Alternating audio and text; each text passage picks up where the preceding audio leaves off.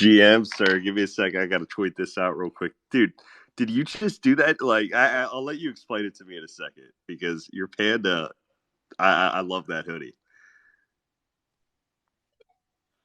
Yes, sir. Froggy Cyborg made this. Okay, give me 2 seconds to get this set Wait, up. actually, do you got me? Because my AirPod's been bugging, so I'm not even sure if it's Yeah, working. yeah, yeah, I can hear you. Okay.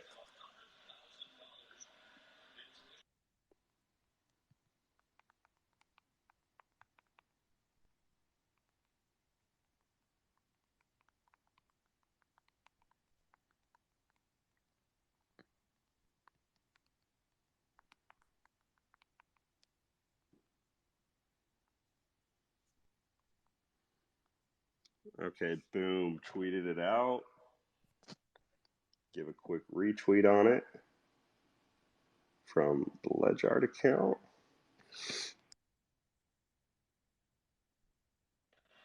I know And I you praying on apologize for Texas being five downfall minutes right late. now. What's that? So I know you praying on Texas downfall right now, but Hey, I'm actually going for Texas.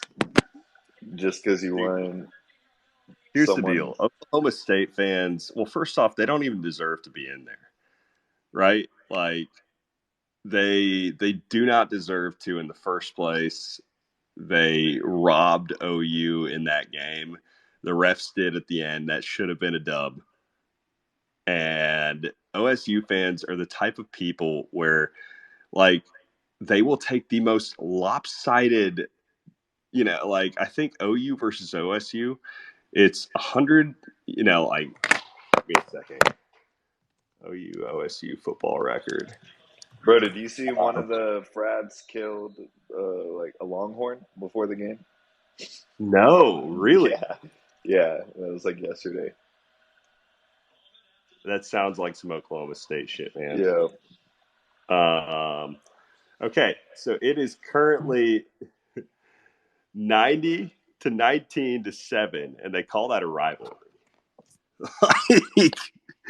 So yeah, no, they're terrible people, and I at least can respect the average UT fan. I don't respect Oklahoma State fans. So yeah, just can't have them win. But I know you're going for the horns, right? Oh yeah, they're looking all right too. They're looking pretty solid. They're looking pretty solid along with the market right now. Yeah.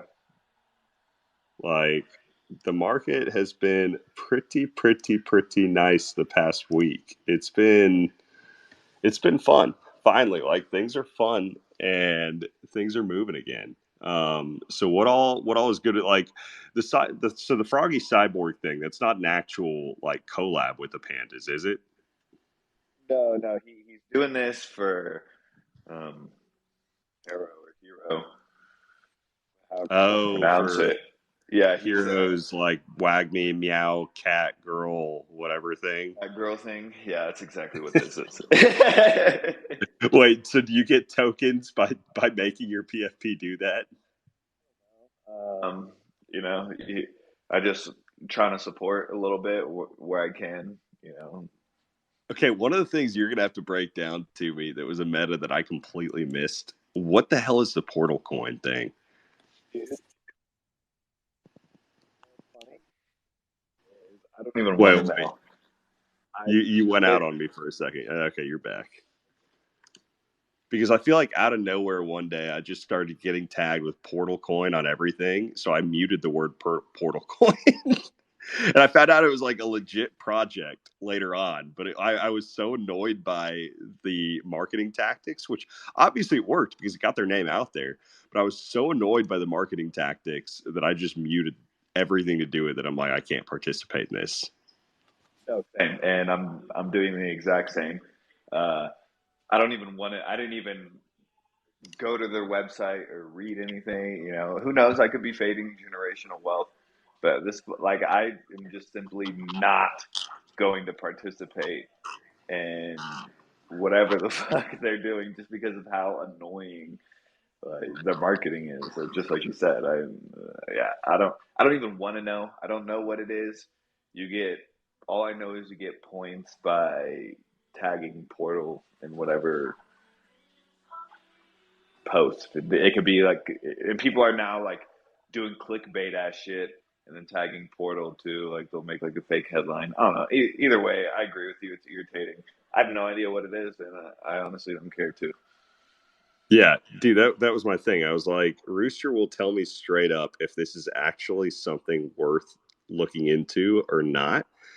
Like I already know that I missed everything generationally wealth wise with Blast. I looked at that and I'm like, okay, it seems like a cool concept, but at the same time, didn't really fit because I feel like with Blast, you needed one of two things. You needed to either have a lot of ETH, right? To be able to maximize what the reward tiering was, or you needed the right, and I actually learned this from the last space that we were on, and I'm glad that we had the conversation because of it, right? Or you needed the right people to sign up under your referrals. It wasn't like a blanket referral thing where you could have a million people sign up and compound based on everybody. Maybe eventually it got to that point, but to even get to that point, you had to have the right people sign up initially, right? I know, right? Like who limits how big your pyramid scheme can grow? Like that's just, I don't know. It seems like negative EV to me.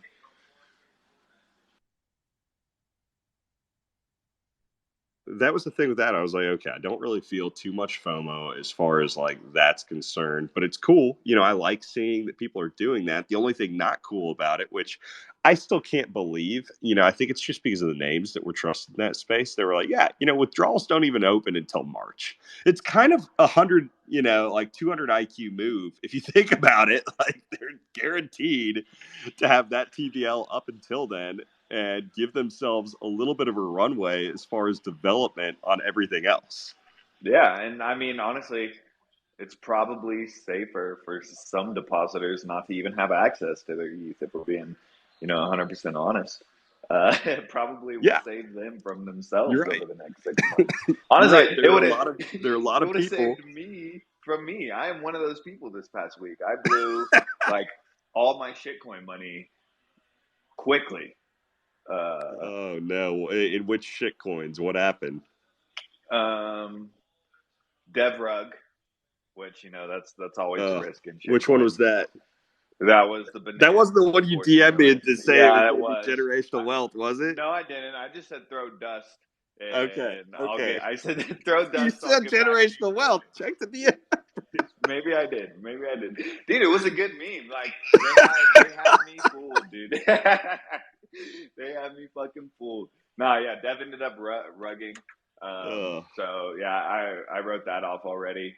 And then the one, dude, I bought, and I ended up buying like 5 different shit coins, just here, right? And I sold one shit coin after a 2x because Dev rugged me on other coins. So I was like, okay, because I was up in that. I was up probably like for a total position, ended up being like up 3x at one point, but I was like 100x or zero. Like we 300% in shit coins. Like I can't even be proud of that. And so I was like 100x or zero. I'm sticking to it. I'm like I said what I said, and so I sell this other coin just to lock in at 2x, dude. I bought at like 300K, sold at 600K. That shit ran up to 35 million in 30 hours. No. And Dude, it's the literal meme. It is the literal meme. that one was the go fuck yourself one after Elon. And I had many opportunities to rebuy, but Dev ended up rugging on that one too. That's the thing. I sold before the Dev rug. He rugged like probably an hour after I sold it, like 1 or 2 million. And then apparently the entire community was like, "Nah, go fuck yourself." But the thing was, the reason why it's like been able to run up is so much is because the LP is less than 2% of circular, supply. So at 10 million, I think the liquidity is only like 180,000. So that's why it's been having like such huge swings. But no, just like I was saying, of course, after I get rugged, I'm like, all right, let me lock in profits this one. the one coin proceeds to 120x from my position.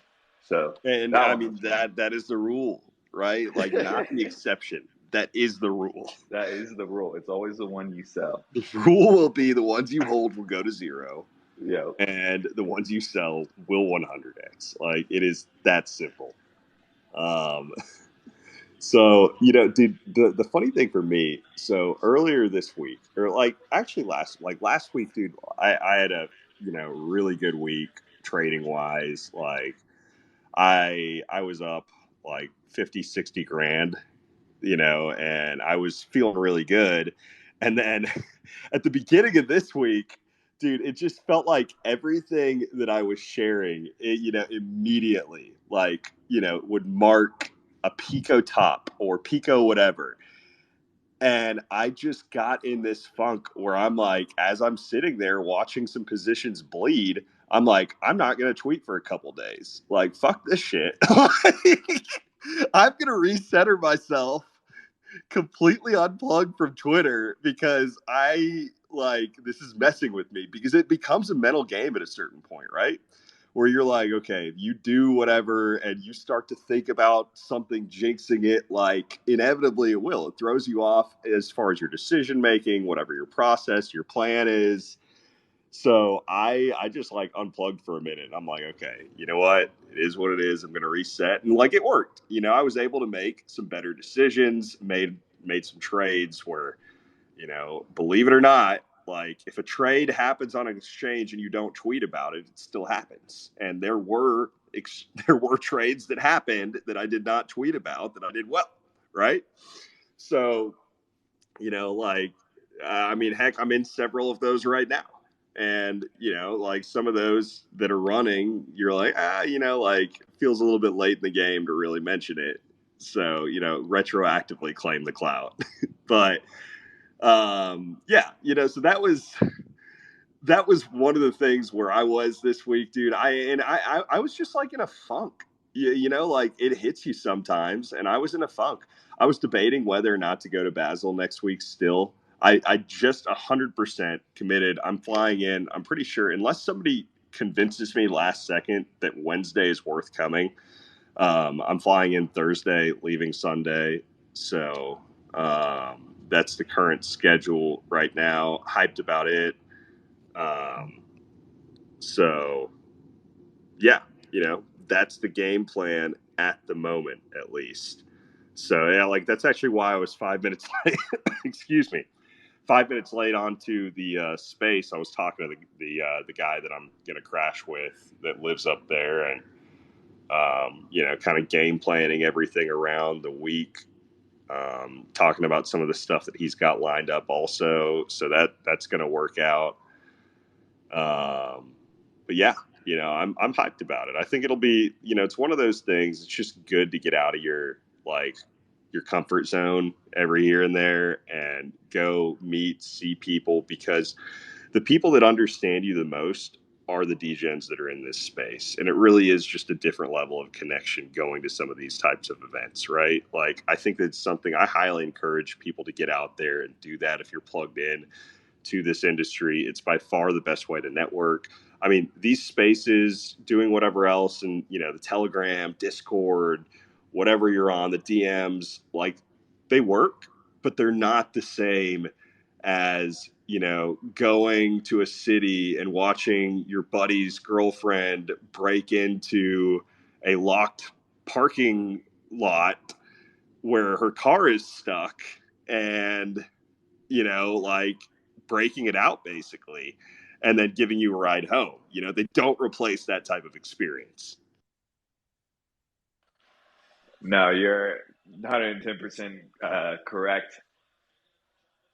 Unfortunately, I'm not doing Basel this year. Got Pandemonium the week after, which is, in my opinion, going to be the move anyway. It'll be pretty fun. I'm sure Basel is going to be just as much fun. But I haven't met up. I haven't been to a single Panda event yet, and you know, just too close for me to swing those back to back. So unfortunately, I won't be in Basel this year. But you should also pull up to Vegas the weekend after. Hey, I mean, we'll see. You know my feelings on Vegas, though. Here's the upside that I'll give to Pandemonium versus Basel. So I think the difference between something like Pandemonium and Basel is just, bro, everybody's there. It's overwhelming, right? You have so many friends there, so many events are going on, and one of the other things too, it's like you can't take offense to anybody if say there are people there and I want to try to connect and I'm not able to because they have XYZ events lined out. They're not able to get you into it, or you've got XYZ events that overlap with it, and you're not able to connect.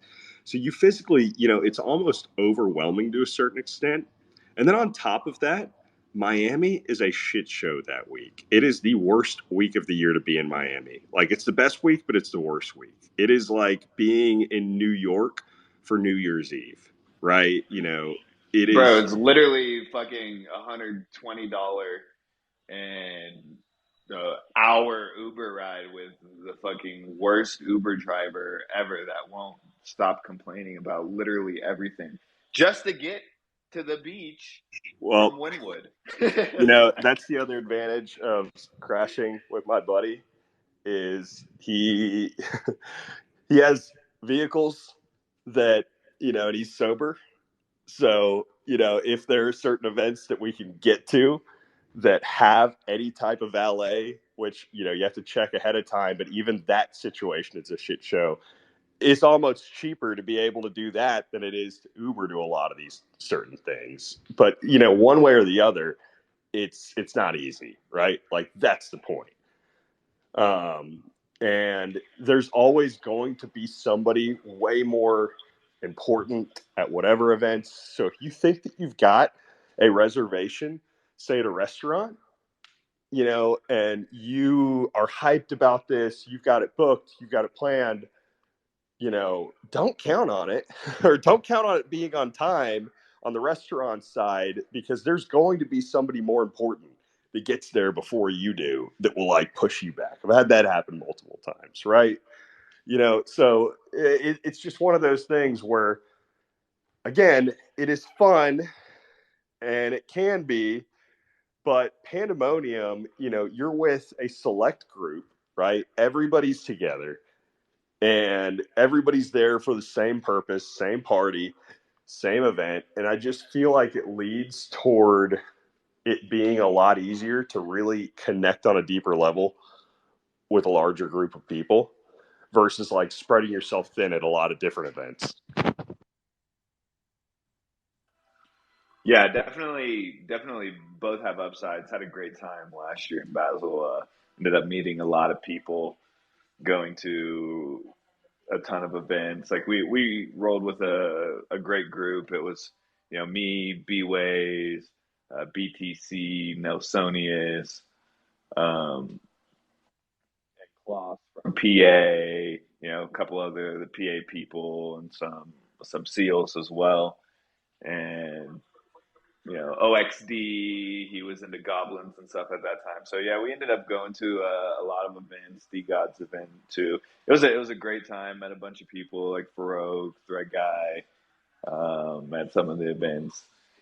But I do agree. Yeah, you can spread yourself super thin. I think I only slept a total of 6 hours being there for 3 or 4 days, and that was pretty awful.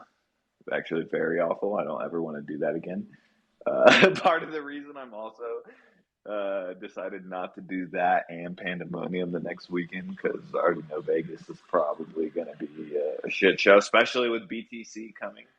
Um, Great guy to party with. I mean, like, dude's a legend. So yeah, it'll be fun. But I do agree, it's a lot easier to I wish network and BTC were stuff. able to get on stage right now. I want to hear what he has planned, like because he had the Irish jig for St. Patrick's Day. So, like, what carol is he going to be picking up? The ladies with this Honestly, time. he's probably watching uh 21 right now and learning. He's like, this is what we're gonna do when we get there. Nah, bro, that's just you. No, I'm kidding. That's like, but bro, that literally is me though. I think that was me before my first Vegas trip. Let's see. When did 21 the movie come out? 2008. Okay. Yeah, so either way, I definitely watched 21 the movie and I was one of those guys that was studying, for like a week or two how to try to count cards leading up to it. And felt like I had a decent system. And I got to Vegas, dude, and let's just say one, even if I did have a decent system, I don't think that I might have had a decent system for like sitting down with some friends with a deck or two. But you add in, a few more decks on top of that into the mix, and then you add in a few drinks on top of that. And let's just say, whatever I allocated toward my spending capital each day was gone very quickly. And I think that's why, though, like I told myself going into it, I treated it basically, I do this with every casino. I walk in with X amount and I'm like, okay, I used to do this back in, college where I'd say, okay, I'll walk in with $100 and however long that lasts me, it's like spending $100 to go out and, buy a ticket to a game or something, right? And if you go to the event or the concert, you're not getting that. There's zero chance of you getting it back. Versus at the casino, you might actually get a return on the. So I like it was that type of discipline that I had, but that's also why Vegas sucked is because I always lost my money so fast that then my friends are sitting there still gambling at the table, and I'm like, what the hell am I gonna do?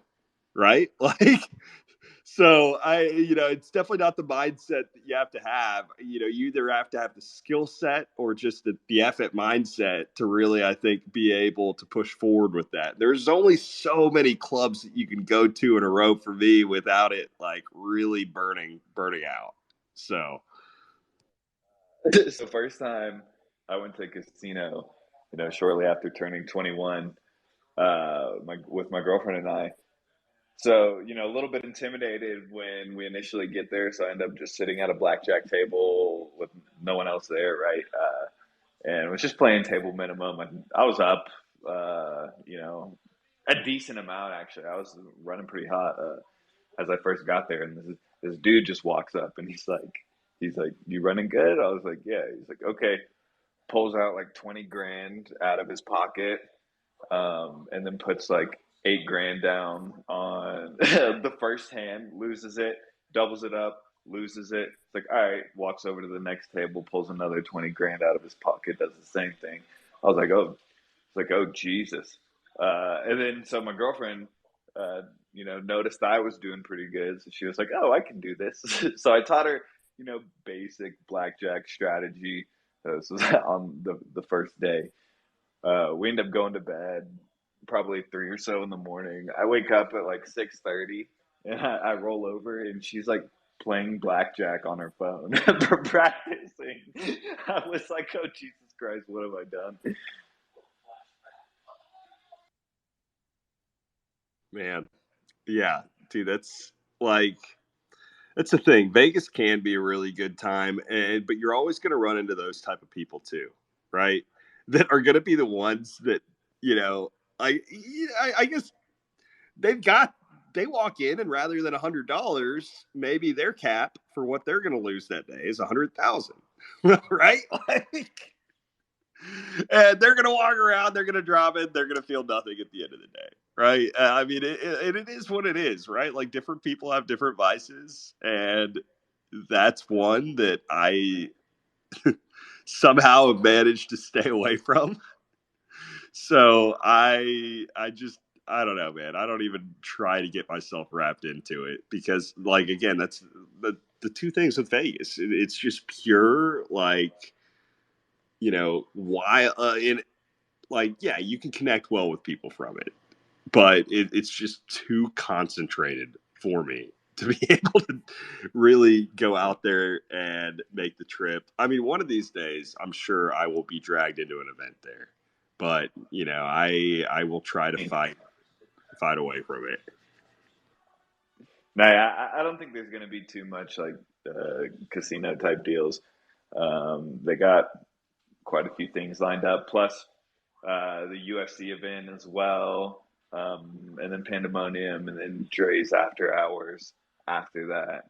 And I know they're doing a karate combat event on the Friday before, but I'm not going to fly until Saturday. Uh, which, speaking of which, what I won a couple weeks ago or whatever, karate's like doubled since then. So the winnings have doubled, and pandas are still giving away through the end of the competition. I think current value is like $1 million worth of karate token, and people are like still fading pandas because Bags is bald. So it doesn't make sense. Now, Panda, like that's the thing. I remember Bags tweeting something out a few weeks back, and it was basically this thing like, "What am I not doing right?" And I replied back to him, and I believe it. Like he's doing everything right. It's just a matter of right now. Yeah, you're going to slowly start to see collections pop off. Like, love to see what's happening with the Pudgies right now. Couldn't be happier for those guys. You're going to start to see that type of stuff happening. But the thing is, it's like not everything always happens at once, right? So you can see those trends start to move in the market, but like you just have to be patient, man. Like there will come a time where if you've been putting in the work, you've got the community, you've got the foundation laid out, the rest just takes care of itself, right? Like I'm a firm believer in that because right now, realistically, we're still basically playing with just a small percentage of the old participants from last cycle. We don't even really have any new participants in NFTs yet. These are just finally people that really haven't been plugged in for a while. Maybe they've caught a couple W's and they're like, you know what? It's time to spend a little bit on something that hasn't moved much. Let's buy something and see what happens. And slowly, the way that you get new entrants to trickle in is as these W's start to compound, right? Like as people see, oh man, like Pudgies are really taking off, Mad Lads are really killing it. Like, here are these other big collections that are taking off. And then you hear about the random small collections and you hear about this random mint that actually finally didn't go to zero immediately. And it's still worth something. And you're like, maybe I'm interested in that. And it just slowly starts to compound itself. People's blur airdrops aren't worthless, right? Like there are these things that are slowly compounding that I think are leading toward a bigger movement. And when that bigger movement happens, that's when everything, starts moving for the people that have put in the work, right? The market moves for you. And, at a certain point, people recognize whatever it is you've done. And hey, maybe it'll be your turn to outpace. But point being, we're still not even really there yet, right? We're just at that point where there's a little bit of traction starting to pick up. And, you know, the rest is slowly going to start to steamroll. You just have to continue to show up. Like that is my belief still with the stonks, with everything else. Like, and that's my belief with the rest of the market. It is, it's just persistence. Um, and yeah, Longer accumulation leads to, you know, a higher pop off, right? And it's true. especially with pandas and stonks as well.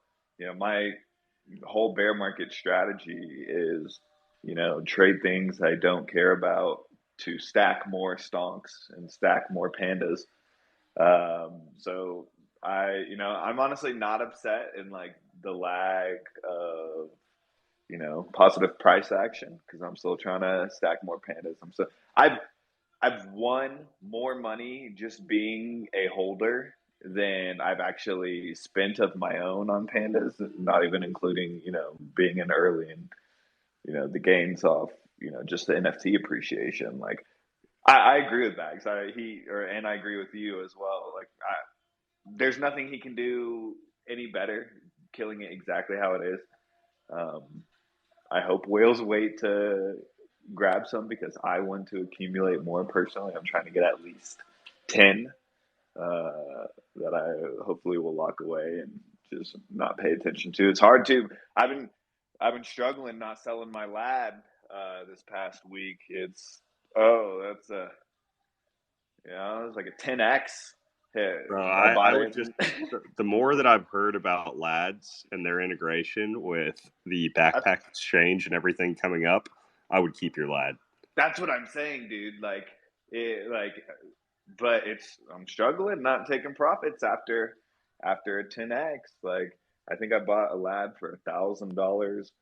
I'll say this, bro. When I had dinner with Soul Legend a couple weeks back, he got me more bullish on lads and like that whole ecosystem than I have been on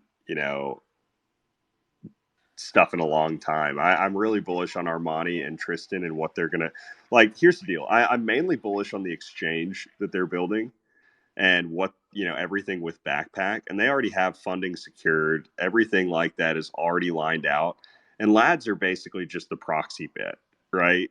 So that's why I'm really bullish on that. That's something that has a clear upside, and the more that you know about Armani and Tristan and their background, like, dude, Tristan was an integral part of building a lot of the connections on the business side for FTX.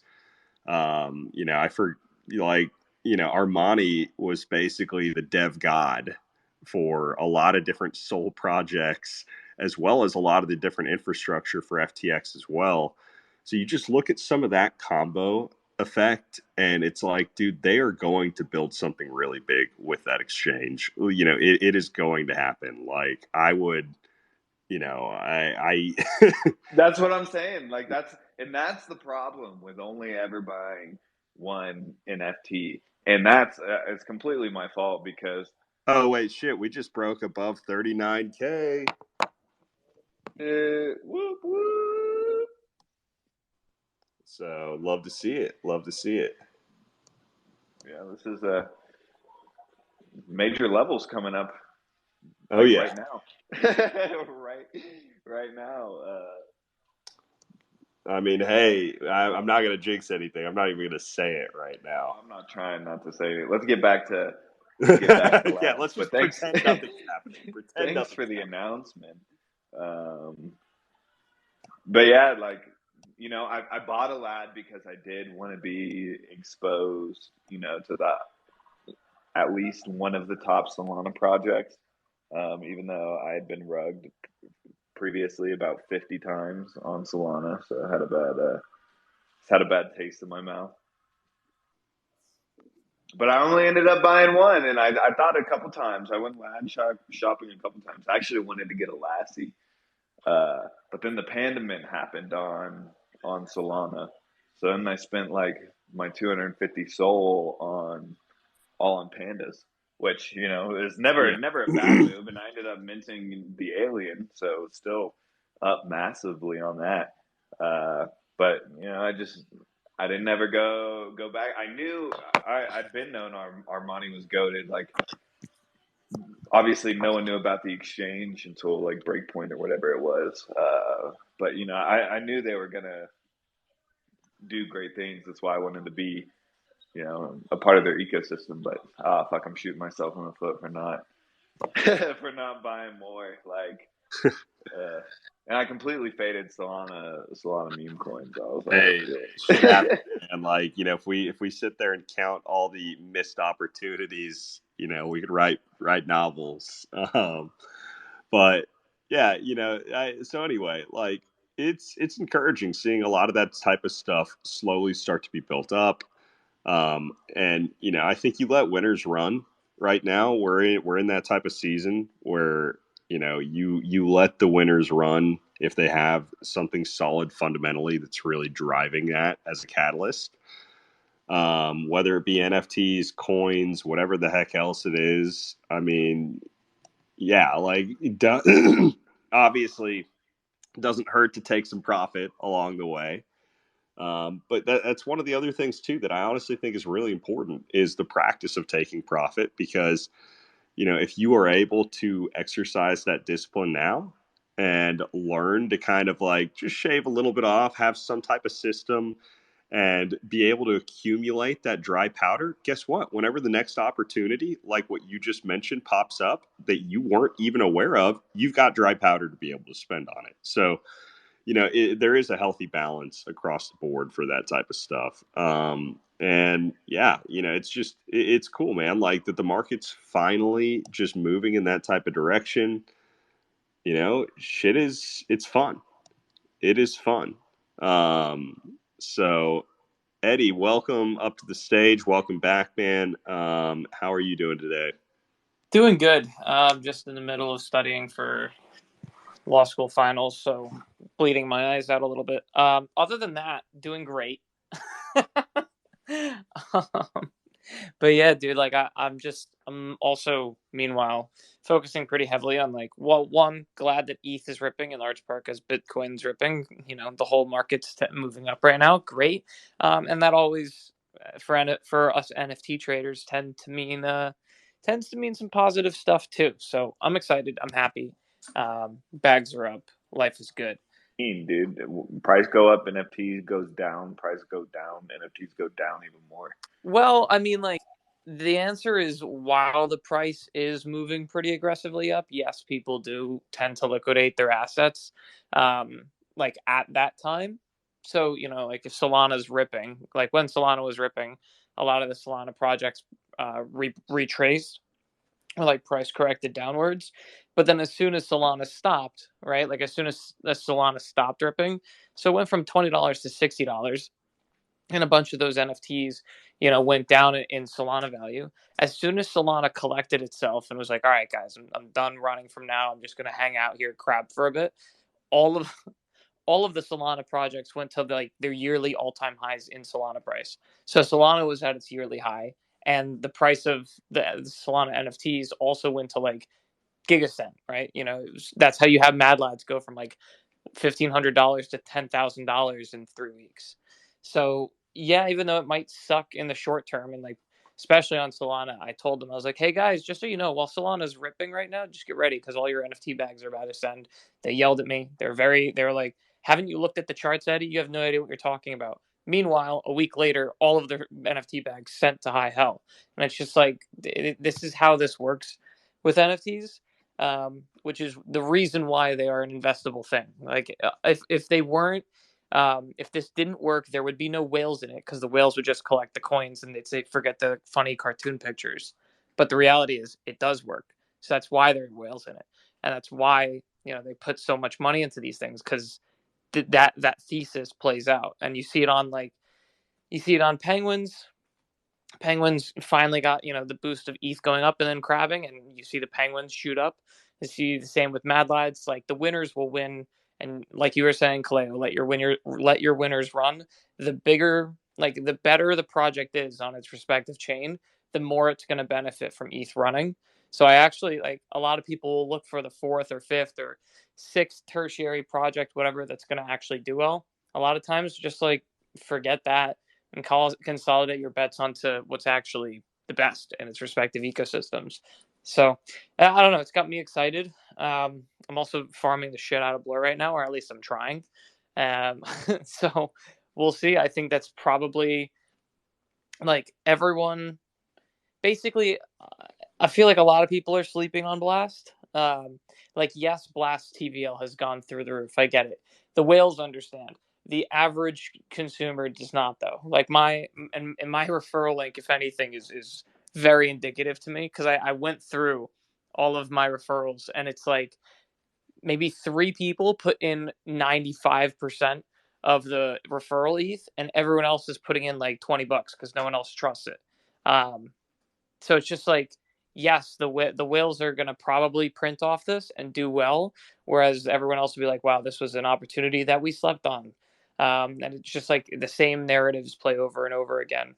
And the best way to get Blast when it comes out will likely just have been via farming on Blur because Like I'll just say this: I have 30 ETH or so in my blast deposit, and I'm I think like 900 on their leaderboard in terms of points, whereas I have 20 to 30 ETH farming Blur, and I'm like consistently top 50.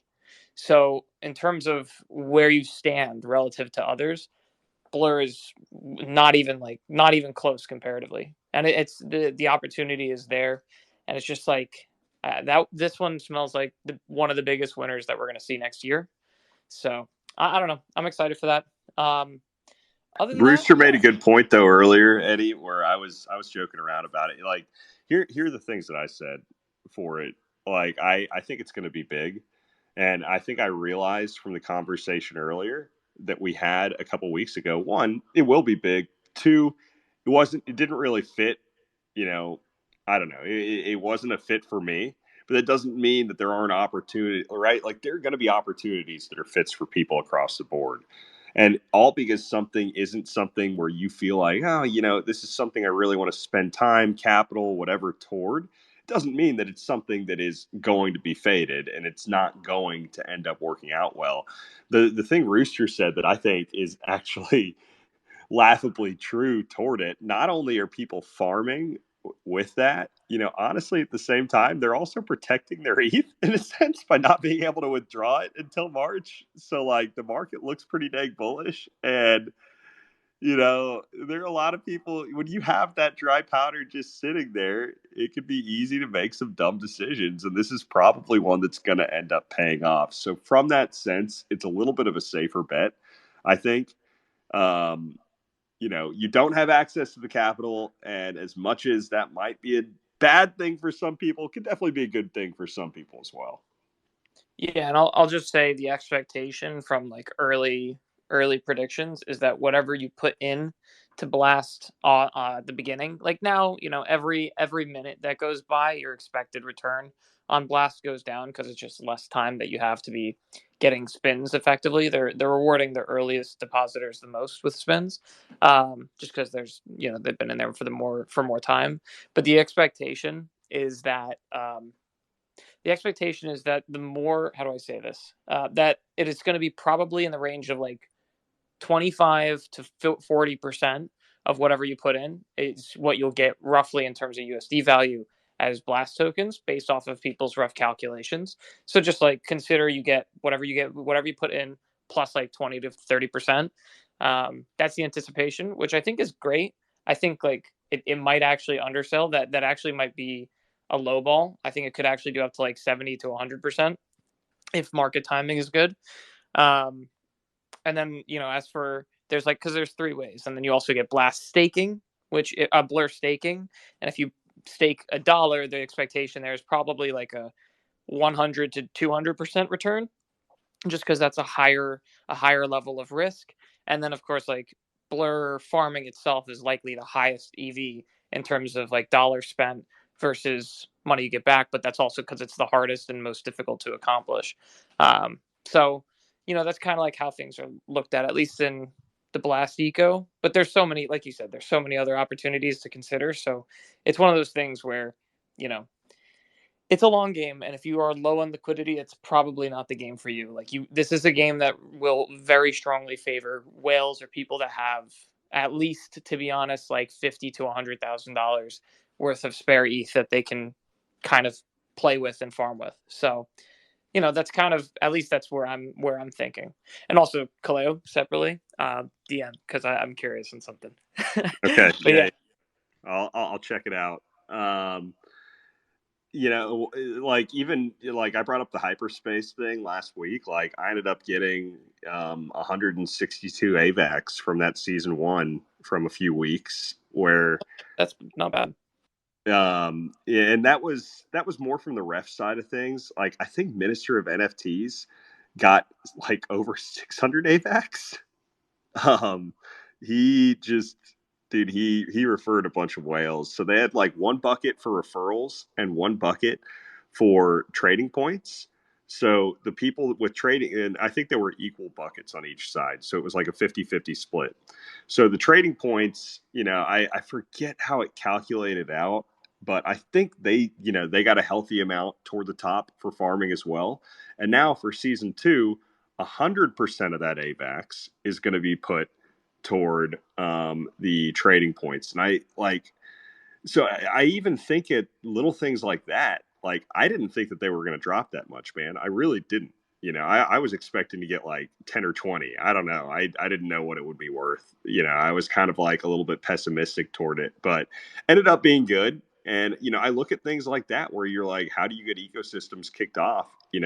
Like, again, when you're talking about the blur farming and people being incentivized to go back and be active in that again, and the tokens actually going up behind it, it just changes the dynamic between the perception for the entire space. So it's one of those things you've got to be pretty blind now to not realize, like, the NFT space, like, it's coming, right? It will be here. It's just a matter of when. Neb, my man, welcome back to the stage. How are you doing?